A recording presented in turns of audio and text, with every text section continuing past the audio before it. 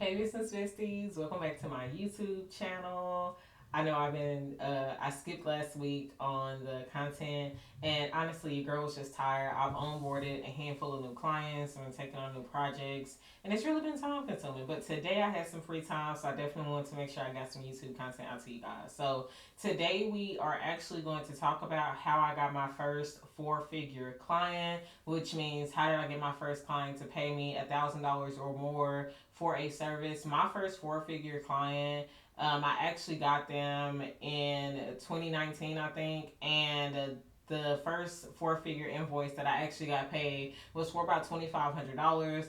Best day of my life. It absolutely changed my life. So I want to make sure that I give you some tips to help you get your first four-figure client so that you can stop charging less than what you are worth, and so that you can move forward, grow, scale your business, and eventually outsource and hire a team. So without further ado, let's just go ahead and hop right in. So I'm going to go over a few different things. I'm going to try to avoid talking about like cliche things that people say like, oh, just be consistent, just show up every day, just put the work in, just Google, just research. That don't help. It don't help. I want to make sure that I actually give you some tips that actually help you today. So the first thing that I'm actually going to tell you that you need to do is really get clarity on what it is that you offer and who you do it for. So that means actually sitting down, doing research on your industry, and developing your client profiles. You need to know who your clients are, what problems they have, what do they believe in, how much money do they make, how much spare money do they have every month, how do they view investing into solving that problem, and how can you present solutions that help them see the value in actually solving that problem immediately. You want to make sure that you are targeting people who have a sense of urgency about solving that problem as well. So if you don't know what that looks like, I highly recommend checking out my blog. In my blog, I actually talk about developing a client profile. I'll drop the blog article down below that actually goes over it. But in the article, I talk about like questions you need to ask yourself, the type of research that you need to do, and what that little report that you're going to do, because that's what it's going to turn out to be, is actually going to look like when you get done with it. Because mine is actually pretty detailed. In mine, I have different client profiles for different products I create and different services I offer. And not everybody needs the same services and the same products, so I don't try to sell the same services and the same products the same way. So it's going to be very crucial for you to really get clarity on who your client is, what your offers are, and how they help them solve the problem that they have. The second tip that I'm going to give you is to actually work on building the confidence to ask for four figures. You might be sitting there thinking like, oh, nobody's going to pay me four figures to do blah, blah, blah. People pay for what they see the value in. And if somebody sees the value in maxing out a credit card to work with you, they will. And if somebody sees the value in giving you their entire Christmas bonus to help to work with you, for you to help them bring their vision to life, help them accomplish their goals, they will. You have to stop focusing on the fact that, oh, we're in a pandemic, everybody's broke, people are going without. You have to stop focusing on that. Everybody is not broke in the pandemic. Everybody is not going without in the pandemic. Even before the pandemic, everybody was not broke. Everybody was not going without. People are suffering, and some people are going without, and some people are having a much harder time than others. But there are plenty of people who have a thriving business during the pandemic, who have a thriving career during the pandemic, and who have money to spend. So start focusing on them and develop the confidence to actually target them, develop the confidence to actually ask for four figures. You can't be going up to people and going into these business meetings and you're like, yep, the total is $5,000, and you're like, yeah, so the total is gonna be $5,000. No, say it with your chest. Say it with your chest. The total is $5,000. Here are the payment options that I offer. Here's what the contract would look like. When would you like to get started? I have availability to start your project on this day and this day next week. And on each day, I'm available at this time. Does any of this work for you? Or do you have any questions for me? Move with confidence. People want to work with people who are confident in what they do. People want to work with people who are confident enough to ask for the sale and ask for the money. If you're not going to ask for the sale and you're not going to ask for the money, you ain't going to get no money and you ain't going to close the sale. So just remember that. Work on confidence. I think that a great place to start would be, first of all, sit down and just recording yourself talking every day, practicing your sales pitch, and really get in the habit of trying to actually close. Start studying sales psychology as well so that you can start understanding how people process what you're saying and how people are emotionally impacted by what you're saying and what those emotional responses are going to result in. Once you can master that, it'll be 10 times easier for you to close the sale. Even if you don't necessarily have it down 100%, selling with confidence is going to make it 10 times easier, because even if they're not ready to work with you right now, they could come back in 3 months, and be like, all right, I'm ready, send the invoice. They could give you referrals and be like, hey, my homegirl needs help with this. My sister needs help with this. Solely because you came with confidence and you had clarity on what you were doing, who you were doing it for, and the problems that you solve. My third piece of advice for you is to build a portfolio.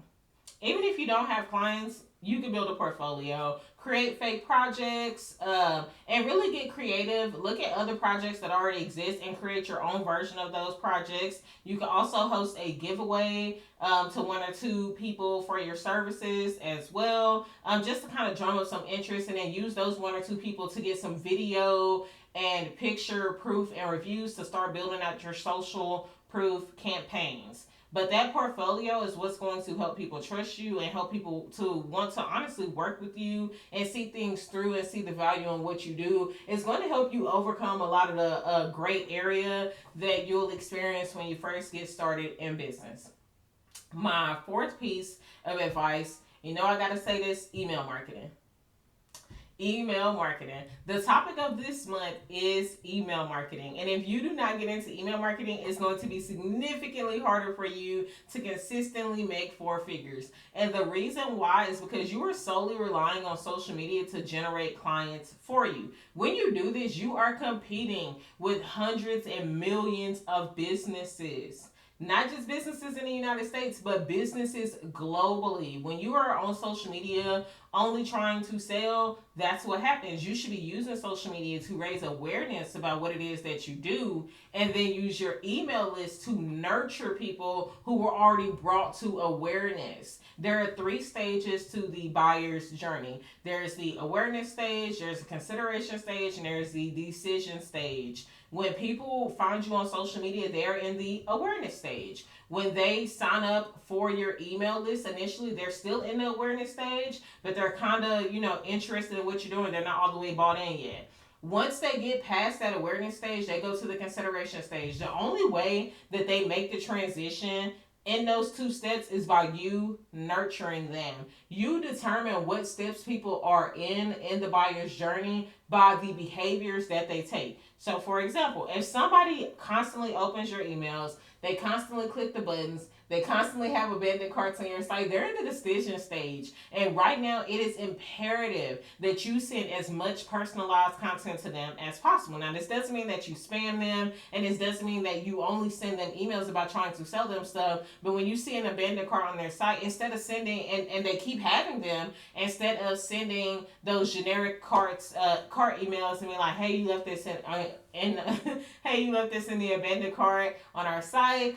Be sure to come check out. Your cart is going to expire in 24 hours. You would say something like, hey, I noticed that you've abandoned your cart 3 times. I would love to learn more about how I can help you feel comfortable investing in XYZ.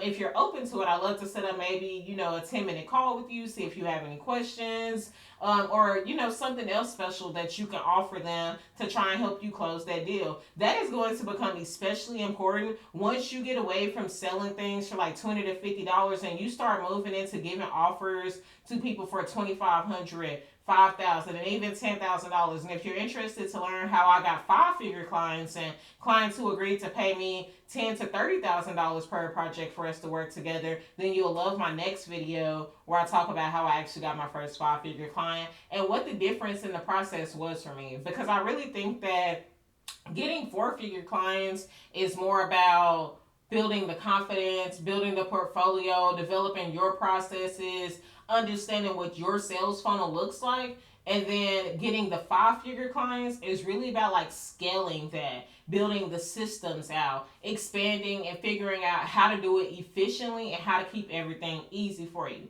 So my last tip for you on how I got my first 4-figure client would be, I picked one social media platform to master and to get good at, which was Twitter for me.